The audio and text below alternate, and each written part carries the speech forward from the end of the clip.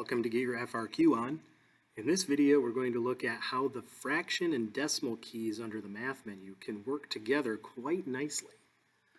So let's say we're going to evaluate some expression on our calculator. It's a rational expression, so I'm going to hit alpha and then my variable key to get that fraction.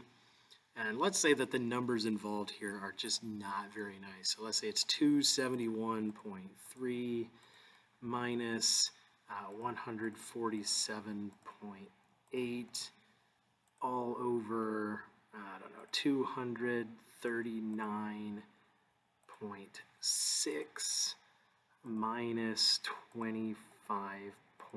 All right, now this is a nasty looking fraction and it's got some decimals in it, and maybe I don't even really care what this is as a decimal. Maybe it's going to be better to look at this as a fraction. So before I even hit the execute button, I'm just going to enter into the command that whatever this answer is, I'd like to display it as a fraction regardless of what mode I'm in. So if I do this, it will give me the answer as a fraction. It turned out to be 19 over 33, but you know, maybe I do want to know, well, all right, well, what is that as a decimal approximately? I know it's 19 over 33. That might be what I want to write. But if I click on the math key, I can hit the decimal option. I can also see what that would be as a decimal, just to get a better idea, because 19 over 33 doesn't really give me a good understanding of how big that number is. It's a lot easier to do that from a decimal.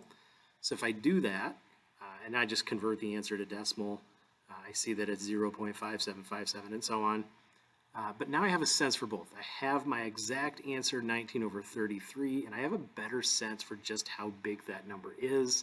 And that's one of the things that using that fraction key and that decimal key can really be an advantage for. It does give you the right answer as a fraction, which, you know, as a teacher, I would much rather see the fraction than a decimal.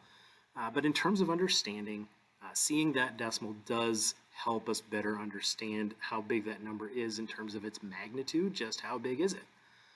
So you learn to use those two keys. They work quite well together, and it helps build our understanding. When we see a fraction and its numerical value, we can better get an idea of just how big those numbers are.